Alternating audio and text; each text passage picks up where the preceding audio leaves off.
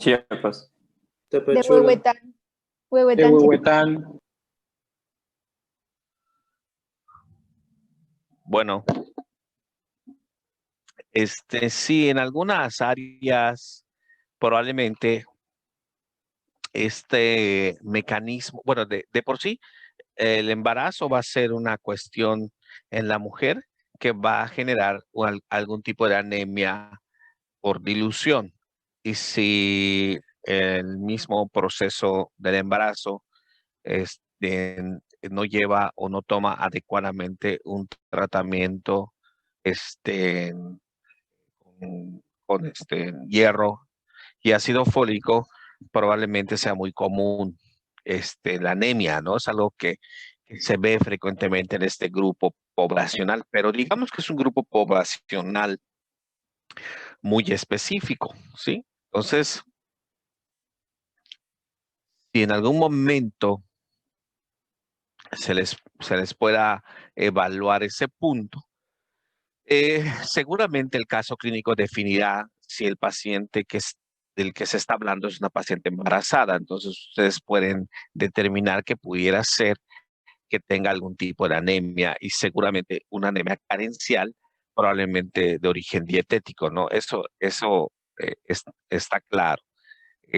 Sin embargo, en general, como les vuelvo a decir, si yo les tengo que dar una clave, la clave va a ser que la principal causa de anemia globalmente va a ser la anemia por carencial. Y si es específicamente, todavía somos más específicos, esta anemia carencial, las pérdidas sanguíneas crónicas son las más comunes. Podemos establecer dos grupos de edad, por ejemplo, gente joven, en el cual las pérdidas van a ser más comunes de origen ginecobstétrico, en donde están las embarazadas, por ejemplo, donde está el ciclo menstrual. Y si hablamos de un grupo poblacional de gente mayor, las pérdidas de origen gastrointestinal, siendo entonces las dietéticas exclusivas una causa que está posterior a esta, las pérdidas sanguíneas.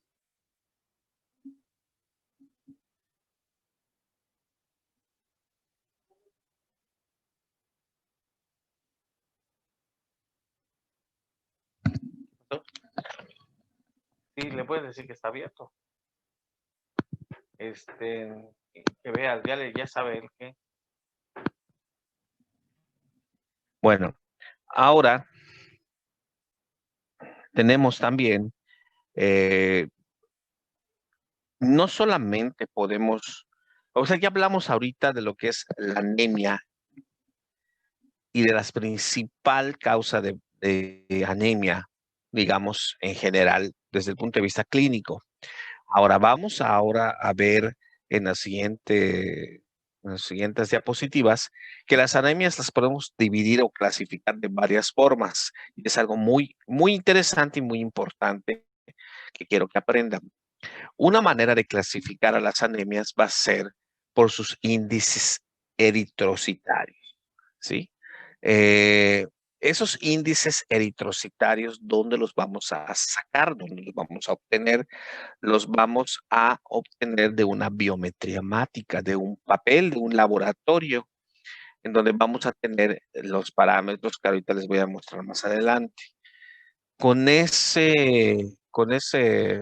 datos, nosotros vamos a poder tener una clasificación de la anemia. Aquí nada más las voy a comentar porque están aquí en la diapositiva, pero las vamos a ir explicando más adelante. Las anemias pueden ser clasificadas desde el punto de vista del índice eritrocitario en anemias microcíticas, hipocrómicas, normocíticas, macrocíticas megaloblásticas. Y cada una de ellas tiene su diferente etiología. Aquí vemos que las anemias microcíticas hipocrómicas es la morfología de anemia más frecuente. Y es la morfología de anemia más frecuente porque es la que generalmente la causa la ferropenia, ¿no? En este caso podría ser la carencial, porque la carencial ya platicamos acerca de las pérdidas tubo digestivo y ginecológico, se pierde sangre y por lo tanto se pierde hierro. Y por lo tanto, desde el punto de vista morfológico, la anemia más frecuente va a ser de este tipo, microcítica. Y hay otras, como son la anemia normocítica, que pudiera ser la segunda más frecuente, hablando de un 30-40%. Se dice que es la anemia de las enfermedades crónicas. Pacientes diabéticos, obesos, con dislipidemia, hipertensos, etcétera, etcétera, van a tener una anemia de este tipo.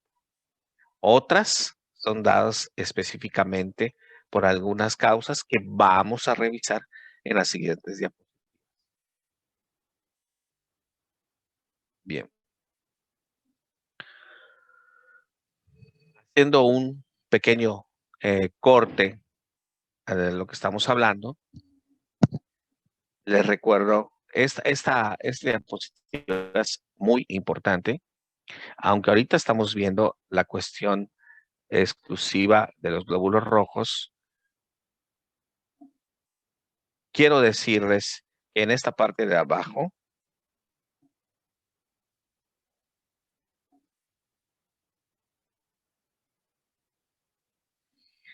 está lo que es la maduración de un glóbulo rojo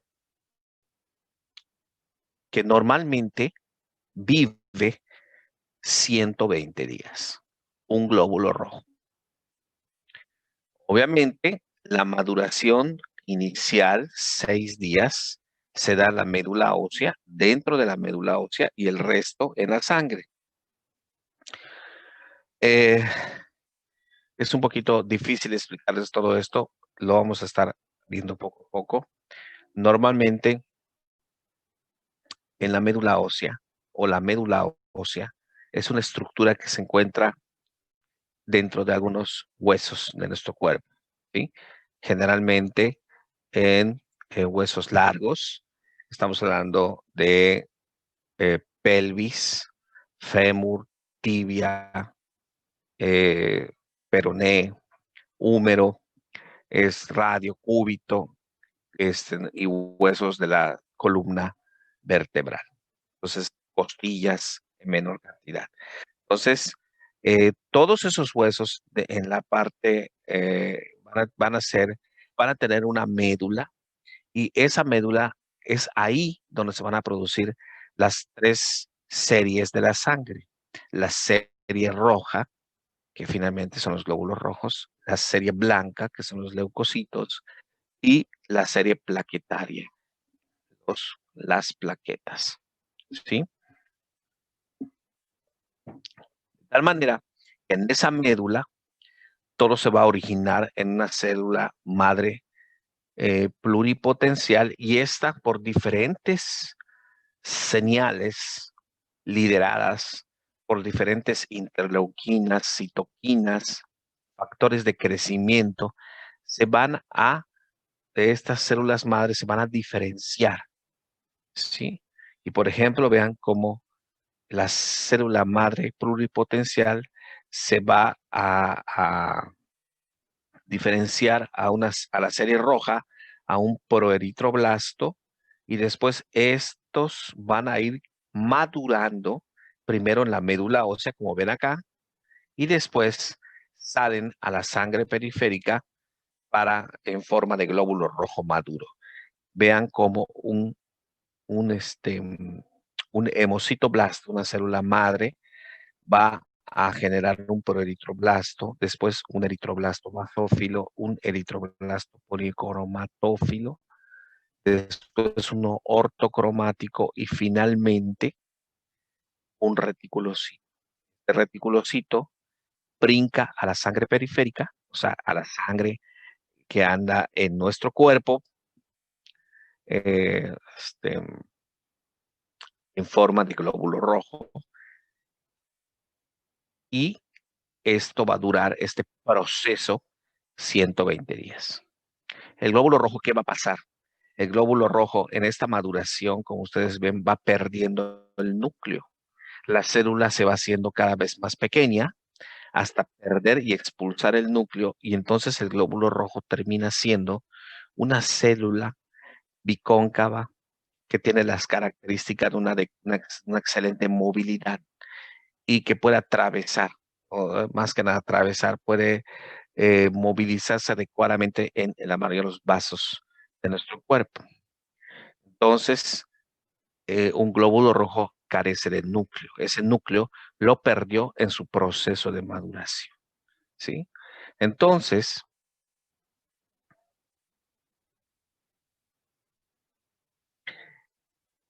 si hablamos de la hematopoiesis o la formación de los glóbulos rojos, como ya les dije, esta hematopoiesis se va a dar en, pues, la médula ósea.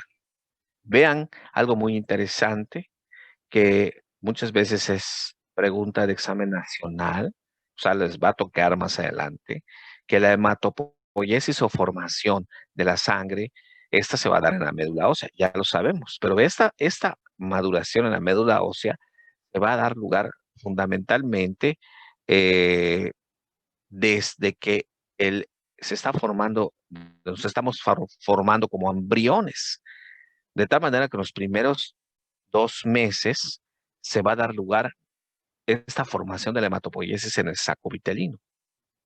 Después, en los siguientes meses, esa maduración está dada fundamentalmente, esa hematopoiesis está dada fundamentalmente en el hígado y en el vaso, hasta que cerca del nacimiento ya esa hematopoiesis se dirige fundamentalmente a la médula ósea. La médula ósea en los huesos, como ven, tibia, fémur, costilla, esternón, vértebras. Siendo en los niños, encontramos mucha médula ósea en la tibia, pero en los adultos más en la vértebra, en el esternón, en las costillas. Entonces, podemos tener diferente cantidad de médula ósea en los diferentes huesos, dependiendo de la edad. Entonces, vean qué interesante es esto, como si nos preguntan la hematopoiesis durante la etapa prenatal, no vamos a responder en los huesos, porque esta se da generalmente en la etapa postnatal. En la etapa prenatal es fundamentalmente en el hígado y en el vaso. ¿Alguna pregunta hasta aquí? Todo bien. No, doctor, todo bien. Muy bien.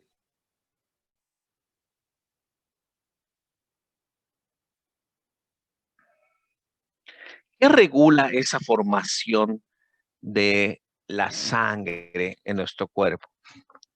Bueno, fundamentalmente, como les comenté antes, en la célula madre, originalmente diversos factores de crecimiento e interleuquinas van a ser los principales eh, reguladores de esta maduración de la célula madre. Pero si nos enfocamos específicamente a la serie roja, la eritropoyetina va a ser uno de los factores fundamentales en la maduración del glóbulo rojo dentro de la médula y posteriormente, finalmente, van a dar lugar a los eritrocitos que van a formar la masa de glóbulos rojos. Y ya como glóbulos rojos en la circulación, lo que regularía la producción probablemente sea la oxigenación de la sangre, ¿sí? Pero podríamos decir que la eritropoyetina y la oxigenación de la sangre pudieran ser los principales reguladores de esa maduración y finalmente circulación de los glóbulos rojos en la sangre. Importante. Otros factores que pueden considerarse el oxígeno atmosférico, muy fácil, porque, por ejemplo, tenemos las personas que viven en la Ciudad de México, que es una ciudad que está a más de 2.500 metros sobre el nivel del mar, van a tener una oxigenación menor a los que vivimos a nivel del mar como aquí en Mérida. Entonces, eso va a hacer que al tener una menor oxigenación, su médula ósea va a tender a producir más glóbulos rojos para tratar de compensar esa falta de oxigenación. Por eso mucha gente que viene del DF, por ejemplo, es el ejemplo, van a tener hemoglobinas y hematócritos más altos de los que estamos a nivel del mar. Y, por ejemplo, los que estamos a nivel del mar, si viajamos al DF y salimos a hacer ejercicio, vamos a tener una mayor dificultad para compensar porque no tenemos la misma hemoglobina. Entonces, es como los futbolistas, los equipos de fútbol que juegan a nivel del mar, cuando van al DF, su nivel de físico disminuye, ¿sí? No juegan igual por esta situación en donde el oxígeno atmosférico puede ser un factor. Obviamente que otros factores como la volemia, o sea, la cantidad de sangre circulante, la función del corazón y del pulmón como tal, la concentración que tengamos de hemoglobina y la afinidad de la hemoglobina por el oxígeno, todos estos van a alterar la oxigenación, el sensor de oxígeno y desde luego que la oxigenación renal y van a interferir o regular la eritropoyesis.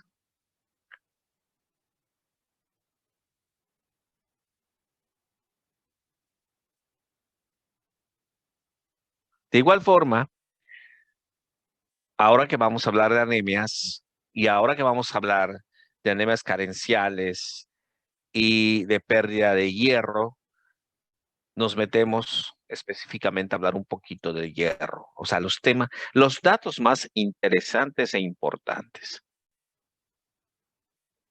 ya que es la principal causa de anemia, pues, en el mundo, la anemia ferropriva por pérdidas, ya sea ginecológicas o del tubo digestivo, pues hablamos fundamentalmente del metabolismo de este metal. Normalmente, nosotros tenemos un aporte de 10 a 15 miligramos al día de hierro, eh, principalmente, como ven acá, en los alimentos, principalmente carne, hígado, pescado, legumbres y terapia con hierro. Normalmente se absorbe 1 miligramo al día en su forma de hierro ferrosa en el duodeno. Y vean cuánto se elimina al día. La misma cantidad. ¿Qué quiere decir? Que nosotros, sobre todo, eso lo podemos determinar en el sexo masculino. Nosotros tenemos un ciclo muy cerrado del metabolismo del hierro. Entonces, quiere decir que lo que consumimos prácticamente es lo que se utiliza en el día y lo que se elimina en el día es la misma cantidad. O sea que cualquier cosa que afecte al hierro en la sangre, en nuestro cuerpo, finalmente va a dar lugar a una anemia tarde o temprano. Ahora, regresamos a la absorción. ¿Dónde se va a absorber el hierro? Importantísimo en la primera parte del intestino delgado, en el duodeno, ¿sí? De tal manera que cualquier cosa que pueda alterar la absorción del hierro, fundamentalmente tendríamos que tener alterada la primera parte del intestino delgado, la cual puede darse por diferentes mecanismos. Más adelante vamos a hablar de esto. Hay cosas que pueden favorecer la absorción del hierro. Por ejemplo, los ácidos, ¿sí? Como el ácido clorhídrico, la vitamina C y los azúcares. Por eso, cuando alguien toma hierro, a lo mejor alguno de ustedes lo ha escuchado, siempre algunos médicos se les daba vitamina C porque favorecen la absorción. La realidad es que como el ácido favorece la absorción al hierro, la mejor indicación cuando nosotros le damos a algún paciente hierro es que ésta sea ingerida en ayunas, ya que es el ayuno antes de la alimentación, antes del desayuno, antes de la comida, antes de la cena, es la mayor, tenemos la mayor cantidad de ácido en el estómago. De hecho, es uno de los impulsos que nos da a querer comer. Entonces, en la presencia de una acidez en el estómago. Entonces, siempre debemos de dar el hierro en ayunas. No necesitamos que nosotros le demos al paciente vitamina C y otras cosas para que puedan ingerir mejor el hierro. ¿Y qué puede disminuir la absorción del hierro? Pues obviamente los alimentos, los fosfatos, los fitatos, los polifenoles, o sea, los alimentos. O sea, no se recomienda tomar el hierro con la comida o después de la comida. De tal manera que si a alguien le ha dado hierro y se lo dan con la comida o después de la comida, está muy mal indicado. No se va a absorber en absoluto. Después de absorberse en la primera parte del intestino, esta va a transportarse en la sangre en forma de una proteína que es la globulina, que en condiciones normales el índice de saturación de esta proteína va a estar en 35%. Este índice va a ser importante más adelante, lo vamos a platicar cuando pidamos un perfil de hierro. Veamos que este índice de saturación puede estar disminuido o aumentado dependiendo el problema que tenga el paciente. Como ven acá, obviamente el índice de saturación va a estar aumentado en caso de ferropenias para tratar de que cuando un paciente tiene anemia, entonces el índice de saturación va a estar aumentado porque trata de captar más glóbulos rojos en la proteína. Entonces, el índice o la proteína tiene una mayor superficie de captación y por eso el índice de saturación va a ser mayor. Bien, ¿cómo se distribuye el hierro en la sangre? Esta distribución va a estar fundamentalmente, la gran cantidad de hierro va a ser dirigida hacia la médula ósea para formar glóbulos rojos en forma de hemoglobina. Otro 30% como la ferritina y la hemosiderina, que son proteínas en donde el hierro está en forma de, no de transporte sino en forma de almacén, la ferritina y la hemosiderina. O como enzimas, como en punto 5, o como aquí en la mioglobina, el 4%. Pero fundamentalmente el hierro se va a distribuir en la hemoglobina. Y como les comenté, se elimina pues las heces, la orina, piel, uñas, cabellos y menstruación.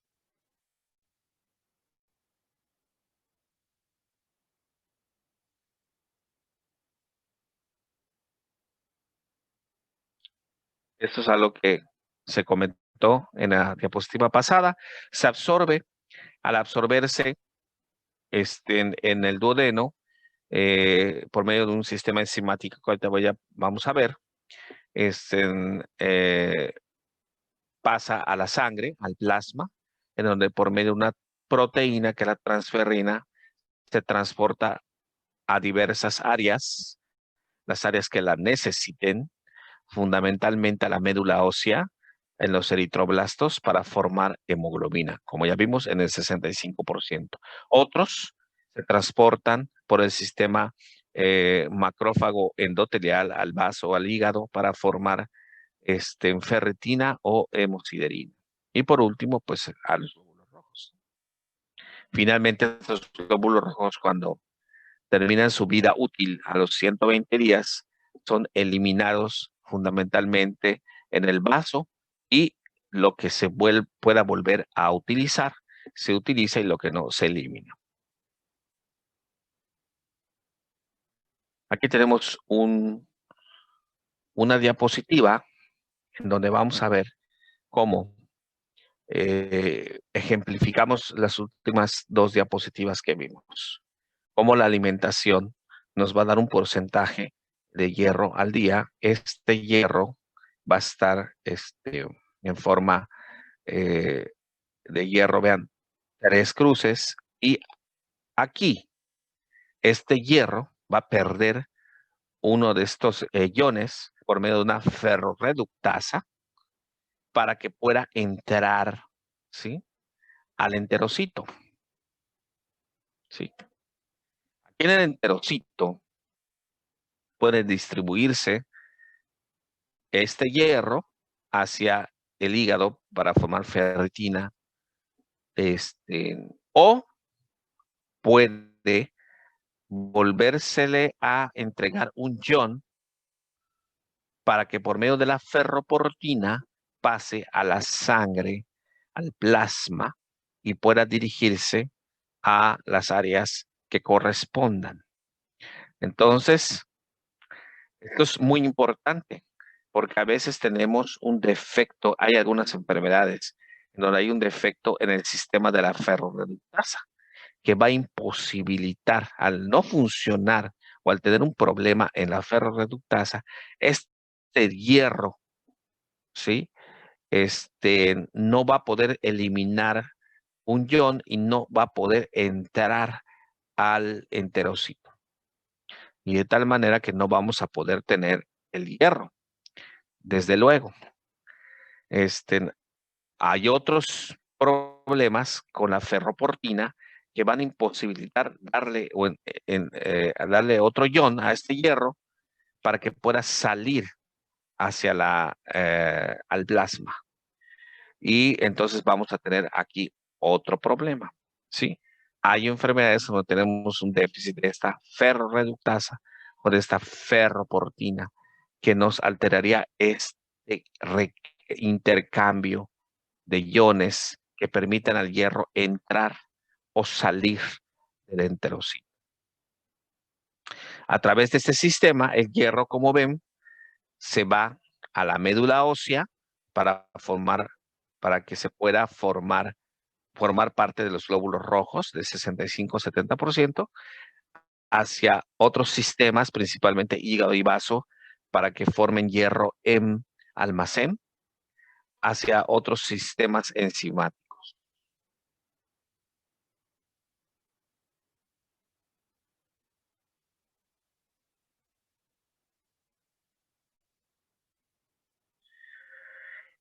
Ya en la médula ósea, resulta ser que ese hierro,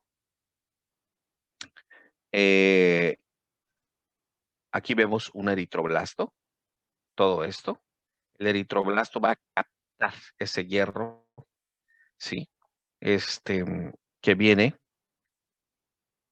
y va a ser junto, en combinación, o también lo puede tomar de la ferritina si así es, puede tomar el hierro, el eritroblasto, el hierro circulante directamente o tomarlo del hierro del almacén. Aquí la diapositiva lo que quiero darles, mostrarles es que este hierro, el eritroblasto, lo va a convertir para hacer la hemoglobina en el grupo hemo. El grupo hemo es un proceso que se da a nivel mitocondrial en el eritroblasto, que requiere la succinilcoenzima y la glicina. No vamos a ver esto, pero finalmente esto es lo básico para formar el ácido delta-aminobulémico ALA y después un complejo enzimático que va a unirse finalmente al hierro para formar las cadenas de globinas y formar la hemoglobina, que finalmente pues, es una de las funciones de los eritroblastos y que algunas enfermedades van a afectar aquí, en esta mitocondria, para que no se dé la producción de la hemoglobina de manera adecuada. Son un grupo de enfermedades que se llaman porfirias, que es un déficit de alguna de estas enzimas que ven aquí, que por lo tanto no pueden continuar con el proceso de maduración y unirse al grupo hemo para formar las hemoglobinas. Entonces, a diferentes niveles podemos encontrar diversas enfermedades que nos pueden dar o que se pueden presentar en la sangre.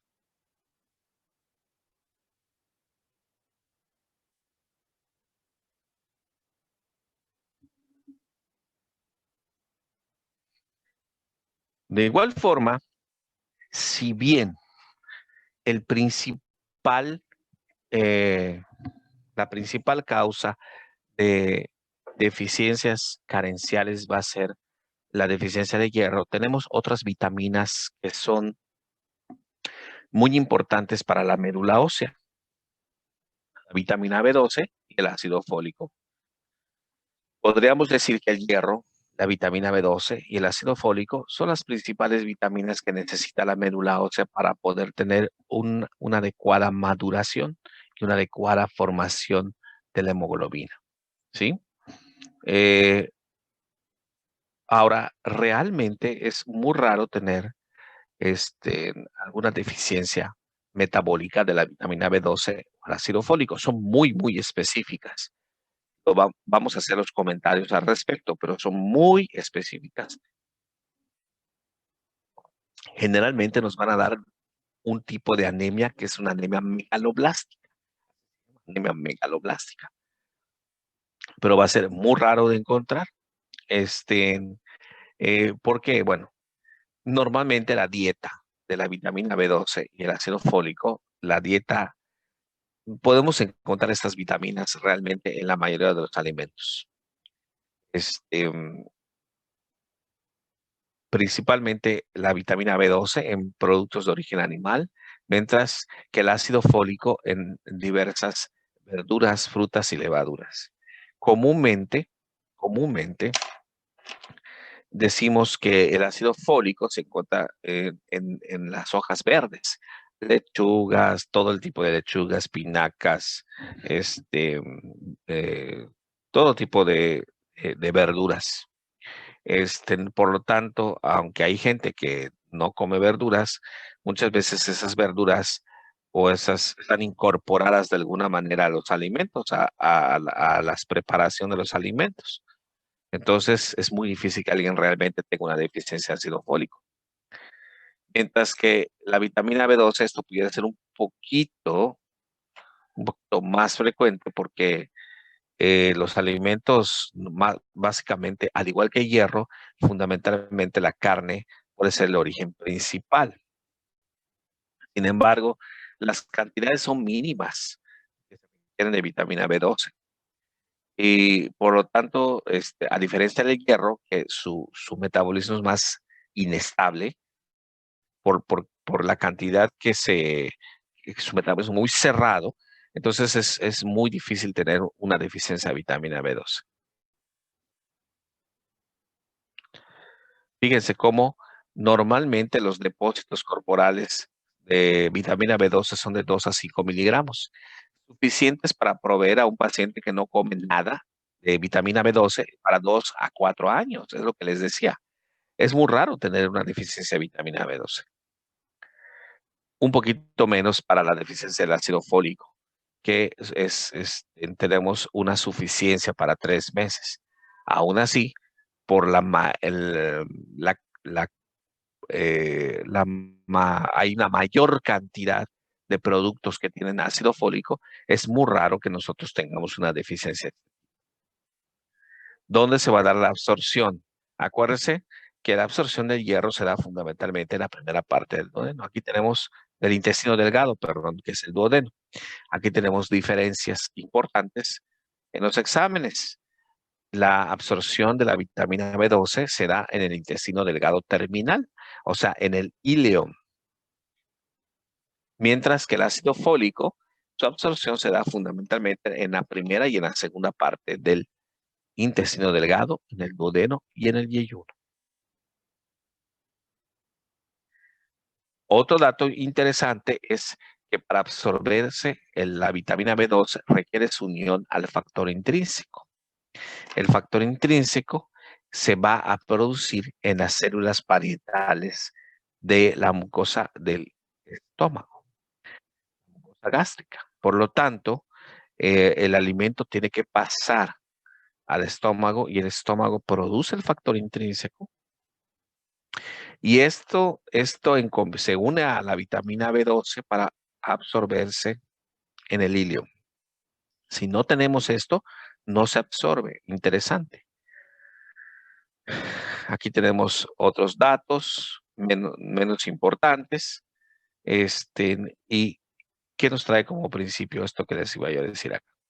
Tenemos algunas enfermedades como la anemia perniciosa, que es una enfermedad probablemente también que tenga origen inmune, donde hay algún factor que destruye de alguna manera el factor intrínseco y no se puede dar absorción de la vitamina B12 produciendo una anemia. Pero, ¿qué pasa si tenemos un paciente, algo más común de unos 15, 20 años para acá? ¿Qué pasa si tenemos un paciente, ya sea mujer o hombre, que es sometido a un procedimiento quirúrgico por medio del cual tenemos una resección gástrica para una manga gástrica, perder peso?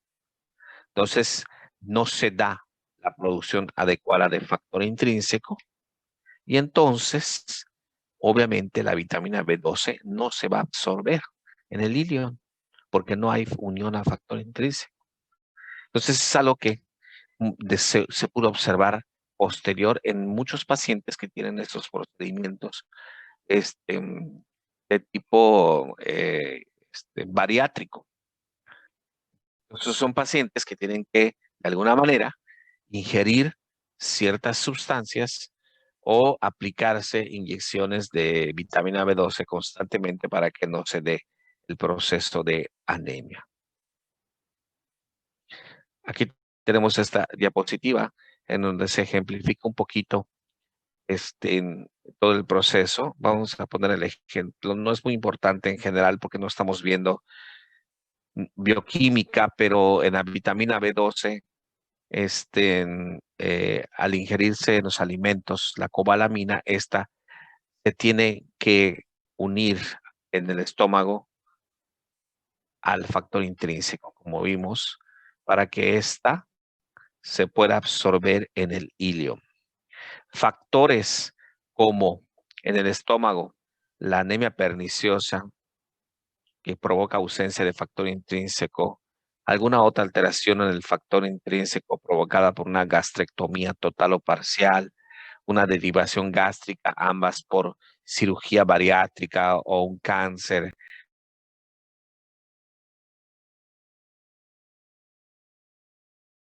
En la producción de factor intrínseco y provocar alteraciones en la absorción de la vitamina B12. Alteraciones en el tubo digestivo, perdón, en el intestino, como enfermedad de Crohn, proceso inflamatorio crónico, puede provocar también una alteración en la absorción. Entonces, finalmente, el resultado sería una anemia para ambas vitaminas, una anemia de tipo megaloblástica. Ahora, el término megaloblástico se los voy a comentar más adelante.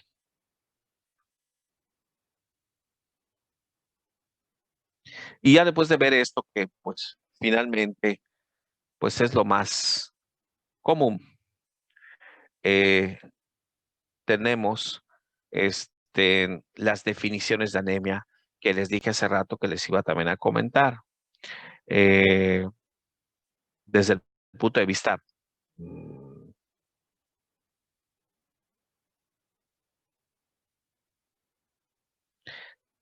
del valor. Por ejemplo, en esta diapositiva vemos cómo las mujeres, el valor normal, según la OMS, es de 12 gramos por decilitro, ¿sí? O más, ¿sí? Y en los varones tenemos 13 gramos por decilitro o más. Y de alguna manera la OMS pondera una anemia leve, anemia moderada o una anemia grave según los valores de la hemoglobina. En esto es, por ejemplo, de 10 a 11.9, perdón, de, este, de 11 a 11.9 es una anemia leve, de 8 gramos a 10.9 es una anemia moderada y menos de 8 gramos es una anemia grave. Lo mismo el valor en los varones de 15 años. Este valor puede cambiar, obviamente, con respecto a la edad, muy importante, en los niños y en las mujeres embarazadas, en donde el valor esperable es de 11 gramos por decilitro y no 12 gramos por decilitro. Estamos hablando específicamente del valor, no importa otra causa, otra situación. Digo, yo creo que todos, de alguna manera, lo primero que vamos a observar en un paciente es pedir una biometría hemática. Lo primero que vamos a observar es la hemoglobina y el hematócrito. Y con eso vamos a poder definir si el paciente tiene una anemia. Eso es lo que generalmente hacemos, ¿no? Un poquito más claro, si agregamos además el valor de los eritrocitos en millones y el hematócrito. Realmente estos son los 3 índices eritrocitarios básicos en la biometría hemática. El valor total de eritrocitos en millones, el valor de la hemoglobina y el valor del hematócrito. Quiero decirles que el valor total en millones de los eritrocitos es, generalmente no lo, es por obviedad que si el paciente tiene anemia va a tener una menor cantidad de eritrocitos. Sin embargo, los parámetros que más utilizamos son el valor de la hemoglobina y el valor del hematócrito.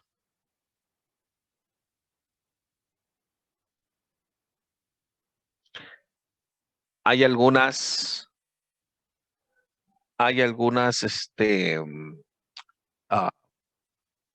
situaciones en donde vamos a tener una pseudoanemia.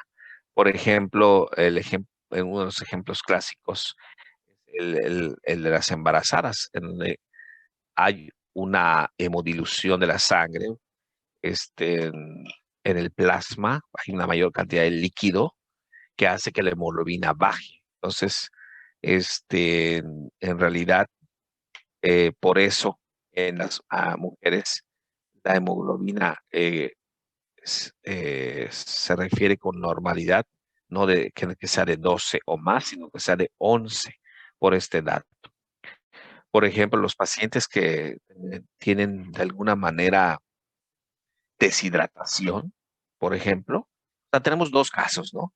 La deshidratación y la hemoconcentración. Un paciente hemoconcentrado. Un paciente hemoconcentrado, es un paciente que, por ejemplo, ha estado en ayunas muchas horas y es un paciente o un paciente que estuvo, una persona normal, por ejemplo, que estuvo haciendo ejercicio y estuvo en una competencia este, de de 10 kilómetros, probablemente por la pérdida de líquido, ¿sí? Por la deshidratación, se hemoconcentró y su hemoglobina sea mayor de lo normal. Esto es muy importante y esto hay que saberlo porque se le toma una biometría hemática y tiene una hemoglobina de 18 o de 17, uno pensaría que tiene algún problema, pero no. El problema es que está hemoconcentrado por pérdida de líquidos. Entonces, hay cuestiones que uno tiene que tomar en cuenta cuando le hacen a un paciente una biometría hemática. Eso puede ser cuando obviamente te vas a hacer análisis y estás en ayunas, porque te van a hacer análisis.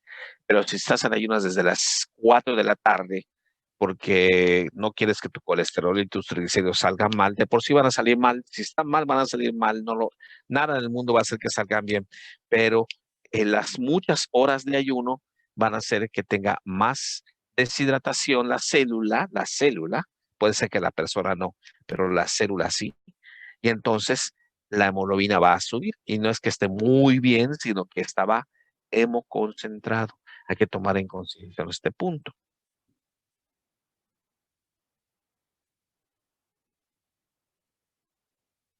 Finalmente, ¿cuáles son los mecanismos por los cuales eh, el paciente va a presentar o puede presentar una anemia? Una producción disminuida, ¿será? Y si estamos hablando de producción disminuida, ¿quién produce la hemoglobina? Esa es pregunta para ustedes.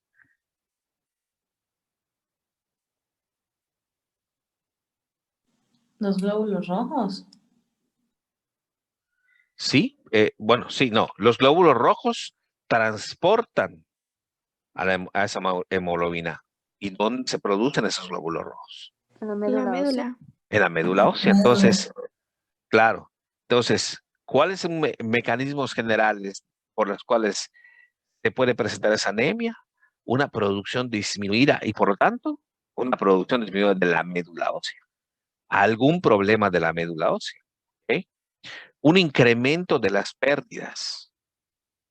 Bueno, entonces allá habrá que ver si realmente esa persona está perdiendo sangre. Y si sí está perdiendo sangre, un incremento de las pérdidas. Realmente, la única,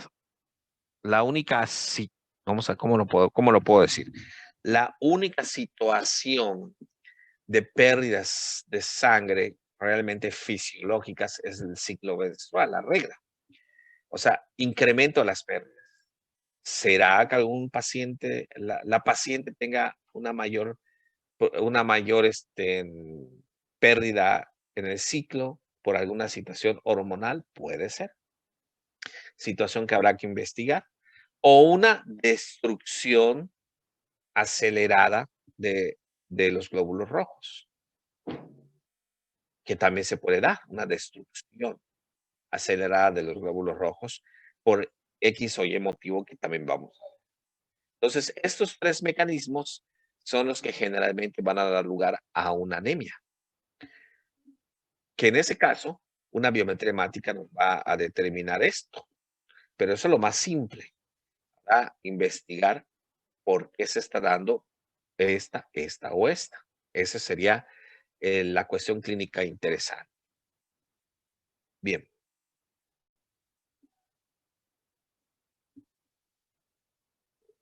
Como ustedes ven, es un repaso bastante complicado acerca de todo para poder hablar directamente de lo que es la anemia, ¿no?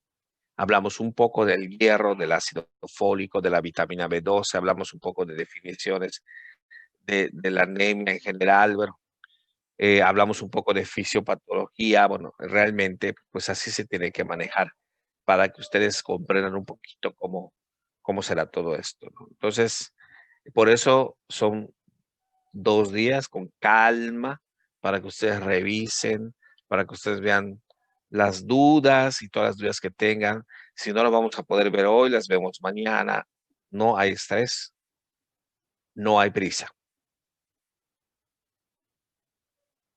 Y bien, la anemia la podemos clasificar de muchas maneras.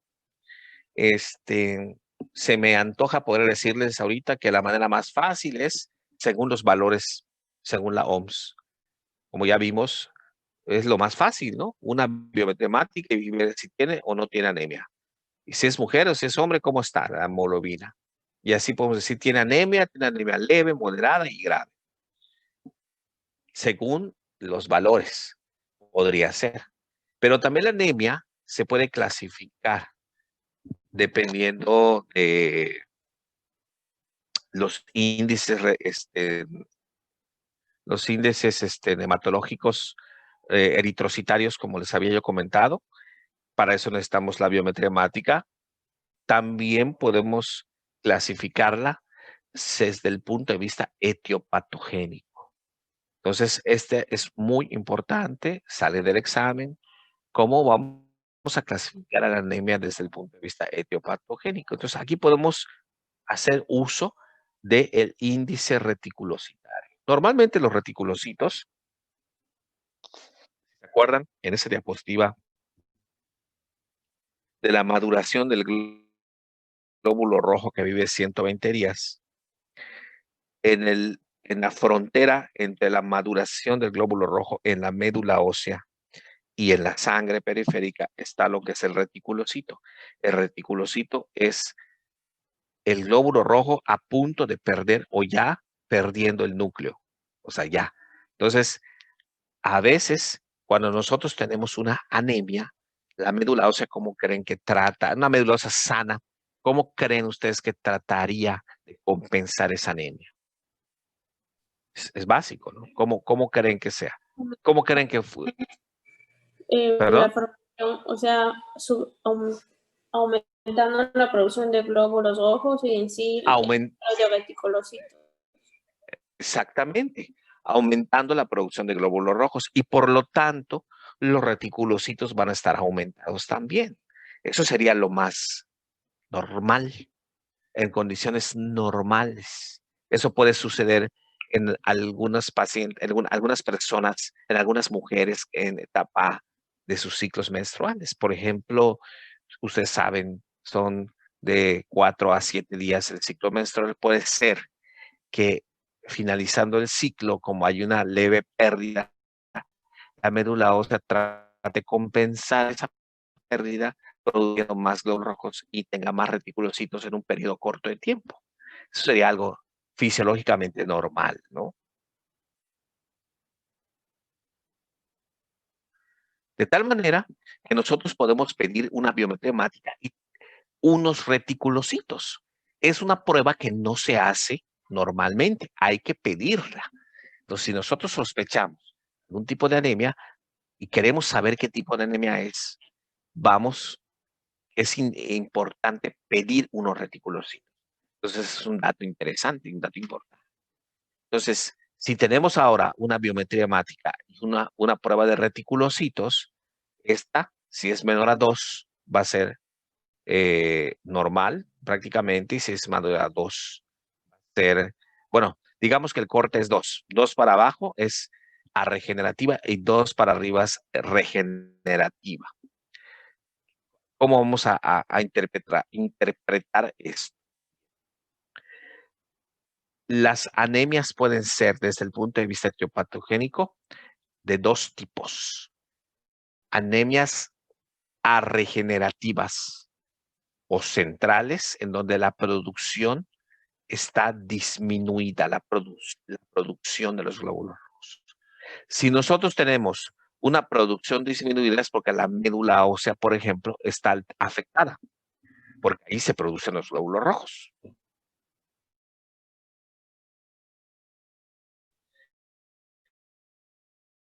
Y entonces quiere decir que es como central porque es como el cerebro para nosotros. Es ahí donde se producen las cosas. Y por lo tanto, si no se produce nada, es arregenerativa, sin regeneración. ¿Ok? ¿Qué puede ser que nos dé esto? alteración en la célula madre, una insuficiencia medular. Lo vamos a ver, por ejemplo, pacientes que tengan aplasia medular. Probablemente nadie ha visto un paciente que tenga aplasia medular. Es una enfermedad hematológica. También vamos a ver, por cierto, en donde el problema no es problema, es probablemente una alteración inmunológica que provoque la destrucción de las células madre hematopoyéticas. Por lo tanto, al no haber células madre hematopoyéticas, no hay producción de todo. Bueno, específicamente estamos hablando de anemia. El paciente va a tener una anemia. Hay otras causas, pero por ejemplo, vean esta, infiltración tumoral, cáncer. Por ejemplo, cáncer hematológico que esté infiltrada la médula. ¿Cuál es el más común? Pregunta. Las leucemias. Las leucemias, desde luego. Un cáncer que va a provocar que una célula madre anómala que va a producir nada. Y por lo tanto, nada de nada, cero. No solamente glóbulos rojos, sino plaquetas y glóbulos blancos. Y vean qué interesante. Déficits o trastornos metabólicos de factores eritropoyéticos. Por ejemplo, deficiencia de hierro, ácido fólico y B12. ¿Por qué? Porque el hierro y el ácido fólico y la B12, como les dije hace rato, lo mencioné, son las vitaminas que necesita la médula ósea para producir normalidad, para producir sus células. Entonces, si no tiene hierro la médula ósea, no puede producir el grupo hemo y no puede unirse a las globinas para formar hemoglobina. Y entonces tenemos una deficiencia arregenerativa o central. Pero vean qué diferentes son las causas. Causas neoplásicas graves, causas no neoplásicas, pero graves. Y una causa que puede ser totalmente, es benigna y que puede ser totalmente simple. Con darle hierro a la persona, se acaba el problema. No se confundan. Una anemia de una leucemia, si yo les pregunto el tipo de anemia que puede dar, pues es una anemia regenerativa central, al igual que una anemia por deficiencia de hierro. Pero la causa que lo provoca es totalmente diferente. Una deficiencia de hierro puede ser una deficiencia por pérdida, porque lo está perdiendo el hierro de algún lado, o porque no lo está ingiriendo. En cambio, un cáncer es un cáncer. ¿Ok? Bien. Aquí lo voy a dejar en esta diapositiva para que mañana me recuerden. Con esta diapositiva vamos a terminar el día de hoy. Mañana vamos a seguir viendo